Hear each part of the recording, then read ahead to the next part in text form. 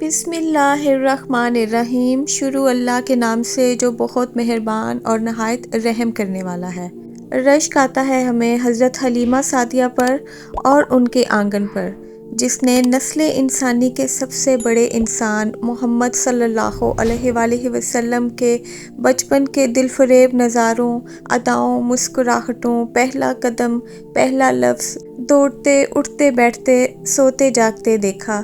حضرت حلیمہ سعدیہ کا دامن پکڑتے، ان کے پیچھے دوڑتے، اپنی رضائی بہن بھائیوں کے ساتھ کھیلتے، کھاتے پیتے، معصوم گفتگو اور کائنات کی سب سے پیاری مسکراہٹ کو انہوں نے بار بار دیکھا۔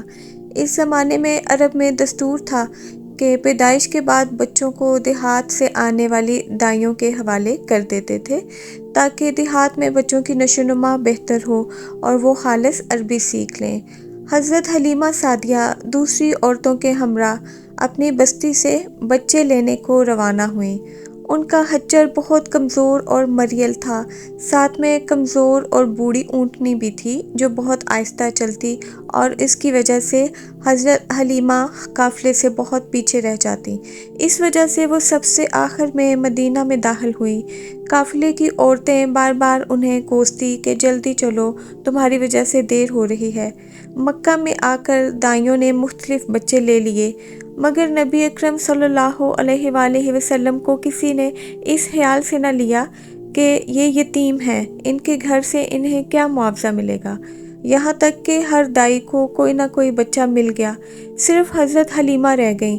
جب حضرت حلیمہ کو کوئی بچہ نہ ملا اور صرف نبی کریم صلی اللہ علیہ وآلہ وسلم رہ گئے تو انہوں نے اپنے شوہر سے کہا کہ مجھے یہ بات بڑی ناگوار ہے کہ میں بغیر بچوں کے جاؤں، دوسری عورتیں بھی مجھے طعنہ دیں گی، کیوں نہ ہم اس یتیم بچے کو لے لیں۔ شوہر نے اجازت دی اور حضرت حلیمہ سعدیہ حضرت عبد المطلب کے گھر پہنچیں۔ حضرت آمنہ انہیں بچے کے پاس لے آئیں۔ آپ صلی اللہ علیہ وآلہ وسلم کا حسن و جمال دیکھ کر حضرت حلیمہ حیرت زدہ رہ گئیں۔ آپ صلی اللہ علیہ وآلہ وسلم سوئے ہوئے تھے، جو ہی انہوں نے آپ صلی اللہ علیہ وآلہ وسلم کے سینے پر محبت سے ہاتھ رکھا تو آپ مسکرا دیے اور آنکھیں کھول کر ان کی طرف دیکھنے لگے۔ اور جب وہ حضرت محمد صلی اللہ علیہ وآلہ وسلم کو لے کر اپنے حچر پر سوار ہوئیں، حضرت حلیمہ فرماتی ہیں کہ ہمارا حچر اتنا تیز چلا کہ سارے قافلے کو پیچھے چھوڑ دیا، حالانکہ پہلے وہ سب سے پیچھے رہتا تھا۔ ساری عورتیں کہنے لگی، اے حلیمہ، کیا یہ وہی حچر ہے جس پر تم آئی تھی؟ تو انہوں نے جواب دیا کہ یہ وہی حچر ہے، باخدا اس کا معاملہ عجیب ہے۔ حضرت حلیمہ نبی کریم صلی اللہ علیہ وآلہ وسلم کو لے کر بستی پہنچی۔ ان دنوں یہ علاقہ خشک اور قحط زدہ تھا۔ شام کو جب ان کی بکریاں چر کر آئیں تو جب انہوں نے اپنی بکریوں کا دودھ دھویا، اس دن سارا برتن دودھ سے بھر گیا۔ سب نے جان لیا کہ سب برکت اس بچے کی وجہ سے ہے۔ باقی لوگوں کی بکریاں بدستور کم دودھ دے رہی تھیں۔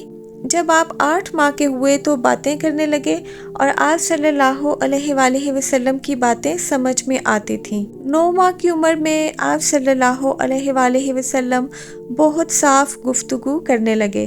جب سے آپ اس بستی میں آئے، سب لوگ آپ صلی اللہ علیہ وآلہ وسلم سے محبت کرنے لگے۔ جب آپ 2 سال کے ہوئے تو حضرت حلیمہ آپ کو لے کر آپ کی والدہ کے پاس آئیں، چونکہ وہ آپ صلی اللہ علیہ وآلہ وسلم کی برکات دیکھ چکی تھیں، اس لیے وہ آپ کو مزید اپنے پاس رکھنا چاہتی تھیں، لہٰذا وہ حضرت آمنہ کو منا کر پھر آپ کو ساتھ لے آئیں۔ جب آپ صلی اللہ علیہ وآلہ وسلم کچھ بڑے ہوئے تو اپنے دودھ شریک بہن بھائیوں کے ساتھ بکریاں چرانے جانے لگے۔ پھر کچھ ایسے واقعات ہوئے کہ حضرت حلیمہ کو آپ صلی اللہ علیہ وآلہ وسلم کے نقصان کا ڈر ہوا، لہٰذا وہ آپ کو واپس ان کی والدہ کے پاس چھوڑ آئیں۔ وہ واقعات کچھ اس طرح سے ہیں۔ حضرت حلیمہ کے پاس سے ایک بار یہودیوں کی جماعت گزری تو آپ صلی اللہ علیہ وآلہ وسلم کے بارے میں تفصیلات معلوم کر کے انہوں نے آپ کو قتل کرنے کا مشورہ دیا۔ انہوں نے حضرت حلیمہ سے پوچھا، کیا یہ بچہ یتیم ہے؟ حضرت حلیمہ ان کے قتل کا مشورہ سن چکی تھیں، لہٰذا انہوں نے جلدی سے اپنے شوہر کی طرف اشارہ کیا کہ نہیں، یہ اس بچے کے باپ ہیں۔ تب انہوں نے کہا کہ اگر یہ بچہ یتیم ہوتا تو ہم ضرور اسے قتل کر دیتے، اس لیے کہ پرانی کتب میں آخری نبی کی نشانی یہ ہے کہ وہ یتیم ہوں گے۔ چونکہ حضرت حلیمہ نے کہہ دیا تھا کہ یہ بچہ یتیم نہیں، تو انہوں نے خیال کیا کہ یہ وہ بچہ نہیں جس کے بارے میں وہ اپنی کتابوں میں پڑھ چکے تھے، لہٰذا انہوں نے قتل کا ارادہ ترک کر دیا۔ حضرت حلیمہ ایک بار پھر نبی کریم صلی اللہ علیہ وآلہ وسلم کو لے کر عکاظ کے میلے میں گئیں۔ جاہلیت کے دور میں یہاں بہت بڑا مشہور میلہ لگتا تھا۔ عرب کے لوگ حج کرنے آتے تو شوال کا مہینہ اس میلے میں گزارتے۔ حضرت حلیمہ آپ کو لے کر اس میلے میں گھوم رہی تھیں کہ ایک کاہن کی نظر آپ پر پڑی۔ اسے آپ صلی اللہ علیہ وآلہ وسلم میں نبوت کی تمام نشانیاں نظر آئیں۔ اس نے پکار کر کہا، لوگو اس بچے کو مار ڈالو۔ حضرت حلیمہ اس کی بات سن کر گھبرا گئیں اور جلدی سے وہاں سے سرک گئیں۔ اس طرح اللہ نے آپ صلی اللہ علیہ وآلہ وسلم کی حفاظت فرمائی۔ لوگوں نے کاہن سے پوچھا کہ کس بچے کی بات کر رہے ہو؟ اس نے کہا، معبودوں کی قسم، میں نے ابھی ایک لڑکا دیکھا ہے، وہ تمہارا دین ماننے والوں کو قتل کرے گا، تمہارے بتوں کو توڑے گا اور تم سب پر غالب آئے گا۔ لوگ آپ صلی اللہ علیہ وآلہ وسلم کی تلاش میں دوڑے مگر ناکام رہے۔ یوں اللہ نے آپ کی حفاظت فرمائی۔ پھر ایک دفعہ حضرت حلیمہ آپ صلی اللہ علیہ وآلہ وسلم کو آپ کی والدہ کے حوالے کرنے جا رہی تھیں کہ حبشہ کے عیسائیوں کی ایک جماعت پاس سے گزری۔ انہوں نے آپ کی مہر نبوت اور آنکھوں کی خاص سرخی کو دیکھا تو حضرت حلیمہ کو پوچھا اور کہا، اس بچے کو ہمارے حوالے کر دو، ہم اسے اپنے ملک میں لے جائیں گے، یہ بچہ پیغمبر اور بڑی شان والا ہے۔ حضرت حلیمہ سعدیہ یہ سنتے ہی وہاں سے دور چلی گئیں، یہاں تک کہ آپ کو آپ کی والدہ کے پاس پہنچا دیا۔ آپ کی والدہ آپ کو لے کر مدینہ منورہ گئیں۔ ایمن بھی ساتھ تھیں۔ ایک دن مدینہ کے دو یہودی ایمن کے پاس آئے اور کہا، ذرا محمد کو ہمارے سامنے لاؤ، ہم انہیں دیکھنا چاہتے ہیں۔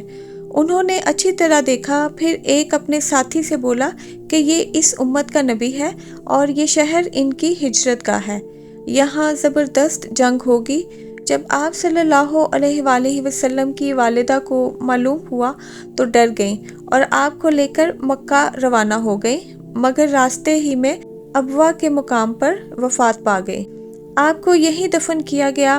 اس کے بعد ایمن آپ صلی اللہ علیہ وآلہ وسلم کو لے کر مکہ پہنچی اور آپ کے دادا حضرت عبد المطلب کے حوالے کیا۔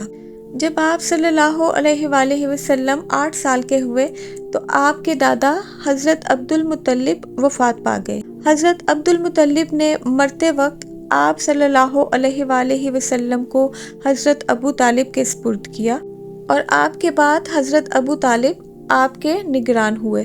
تو یہ تھے حضرت حلیمہ اور حضرت محمد صلی اللہ علیہ وآلہ وسلم کے ساتھ پیش آنے والے چند بچپن کے واقعات۔ مجھے امید ہے کہ آپ کو میری یہ ویڈیو بھی اچھی لگی ہوگی۔ اگر آپ کو میری ویڈیوز اچھی لگتی ہیں تو ان کو لائک اور شیئر بھی کر دیا کریں۔ ویڈیو دیکھنے کا شکریہ۔ اللہ حافظ۔